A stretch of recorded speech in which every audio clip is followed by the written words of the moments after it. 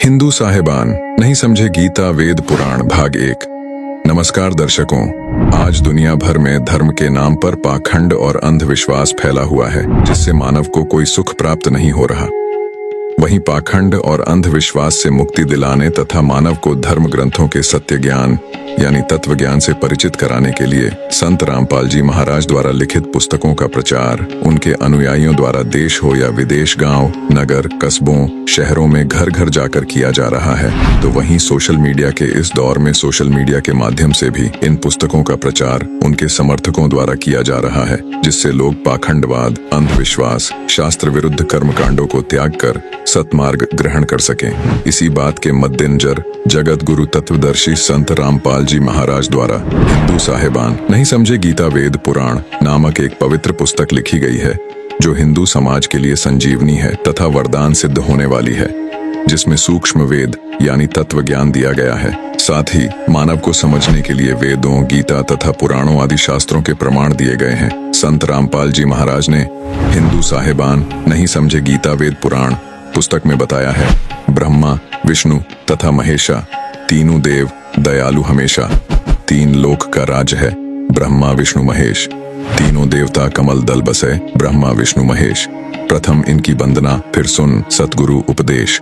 अर्थात तीनों देवता श्री ब्रह्मा जी, श्री विष्णु जी तथा श्री शिव जी बहुत दयालु हृदय के हैं। इनकी केवल स्वर्ग लोक, पाताल लोक, पृथ्वी लोक में सत्ता है। ये तीन लोक के मालिक हैं, परंतु लोक तो बहुत सारे हैं, जिनका मालिक परम अक्षर ब्रह्म है, जिसकी सत्ता तीनों लोकों समेत सब पर है। मोक्ष प्राप्ति के लिए प्रथम इन तीनों देवताओं की वंदना अर्थात मान सम्मान यानी साधना करनी होती है।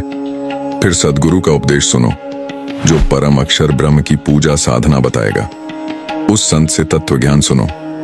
तत्वदर्शी संत पूर्ण मोक्ष प्राप्ति की साधना और पूजा पूर्ण मोक्ष के लिए इन तीनों देवताओं की शास्त्रोक्त साधना करनी होती है, परंतु पूजा गीता अध्याय 8 श्लोक 3, 8, 9, 10, अध्याय 15 श्लोक 17, अध्याय 18 श्लोक 62 में बताए परम अक्षर ब्रह्म की करनी होती है।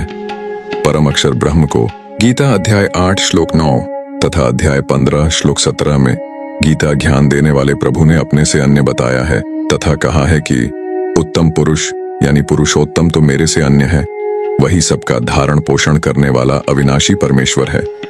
दर्शकों, सतगुरु रामपाल जी महाराज का उद्देश्य विश्व के मानव को सत्य ज्ञान बताकर सनातनी बनाना है।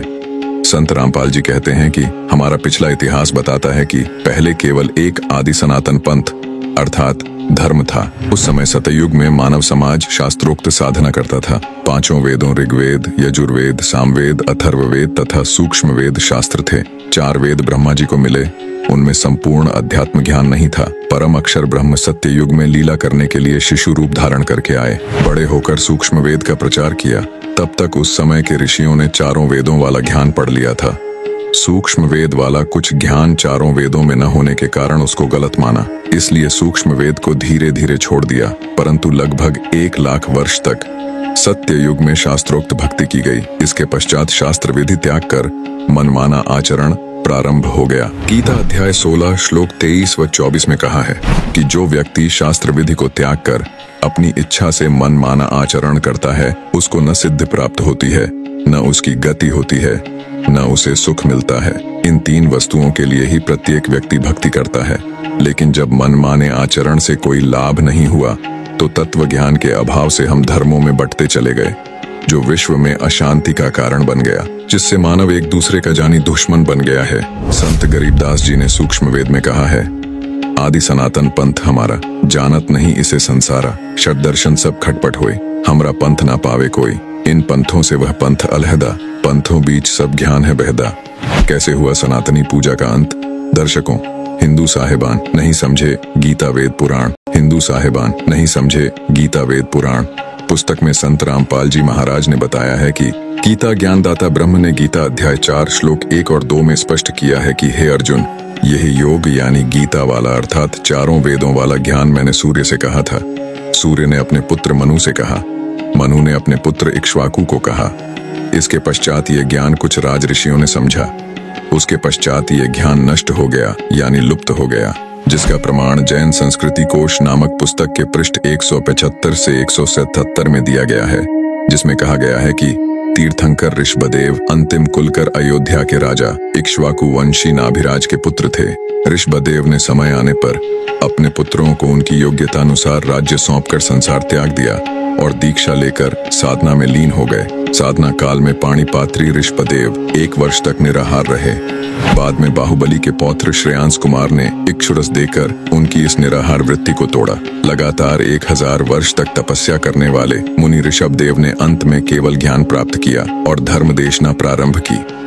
प्रथम धर्मदेशना भरत के पुत्र मरीचि को दी, जो बाद में जैन धर्म के 24वें तीर्थकर महावीर वर्धमान बने। पवित्र गीता अध्याय 6 श्लोक 16 में कहा है कि हे अर्जुन, यह योग यानी भक्ति साधना न तो बिल्कुल न खाने वाले की सिद्ध होती है, न अधिक खाने वाले की, न अधिक सोने वाले की, न अधिक जागने वाले की सिद्ध होती है, तथा गीता अध्याय 17 श्लोक 5-6 में कहा है, जो मनुष्य शास्त्र विधि रहित यानी शास्त्र विधि को त्याग कर केवल मन कल्पित घोर तप को तपते हैं, वे शरीर में प्राणियों व कमल चक्रों में विराजमान शक्तियों को तथा हृदय में स्थित मुझको भी कृश करने वाले हैं। उन अज्ञानियों को तू आसुर स्वभाव के जान। यहाँ विचार करने वाली बात है कि श्री ऋषभदेव जी ने गीता ज्ञान यानी वेदों शास्त्रों में बताई साधना के विपरीत शास्त्र विधि को त्याग कर मनमाना आचरण निराहार तपस्या अपनी इच्छा से किया, जिससे कोई लाभ नहीं हुआ न होना था, क्योंकि उपरोक्त गीता शास्त्र के उल्लेख से स्पष्ट हो जाता है कि इक्ष्वाकु वंशी नाभिराज तक वेदों यानी गीता वाले ज्ञानानुसार पूजा की जाती थी, लेकिन उसके पुत्र ऋषभदेव जी से शास्त्र विरुद्ध मनमाना आचरण प्रारंभ हुआ।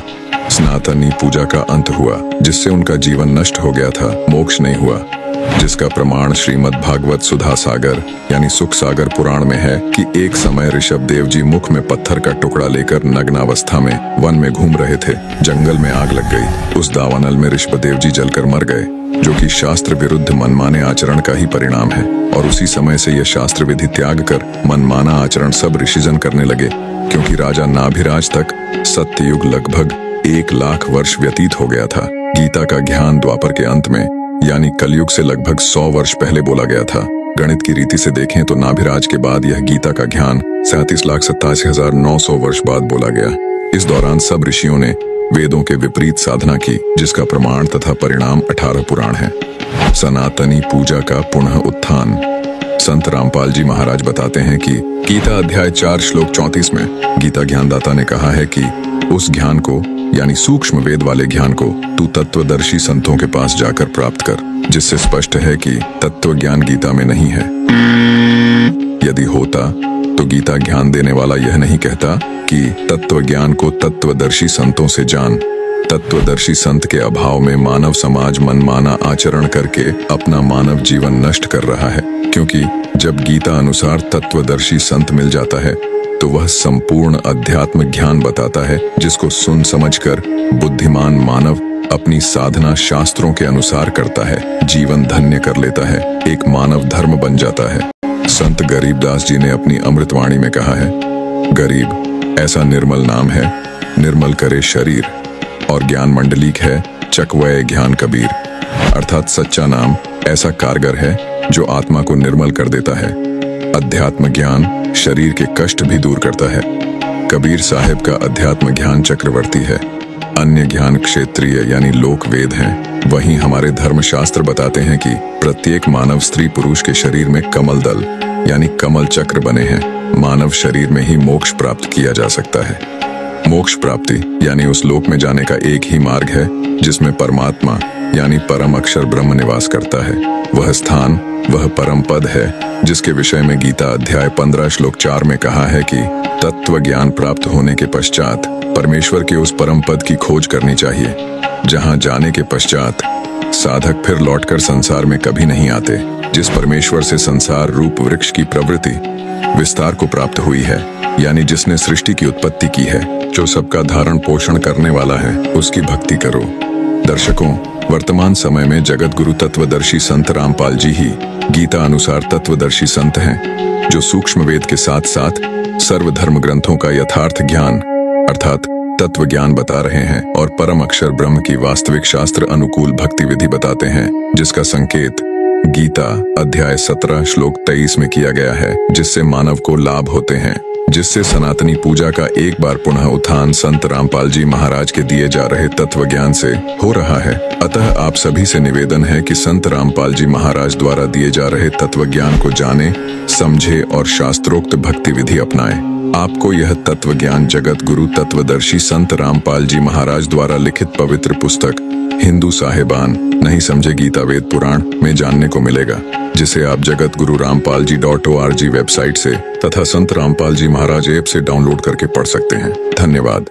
जगत गुरु तत्वदर्शी संत रामपाल जी महाराज द्वारा हिंदू साहेबान नहीं समझे गीता वेद पुराण नामक एक पवित्र पुस्तक लिखी गई है, जो हिंदू समाज के लिए संजीवनी है तथा वरदान सिद्ध होने वाली है, जिसमें सूक्ष्म वेद यानी तत्व ज्ञान दिया गया है। साथ ही मानव को समझने के लिए वेदों, गीता तथा पुराणों आदि शास्त्रों के प्रमाण दिए गए हैं। जगत गुरु रामपाल जी .org वेबसाइट से तथा संत रामपाल जी महाराज ऐप से डाउनलोड करके पढ़ सकते हैं। धन्यवाद।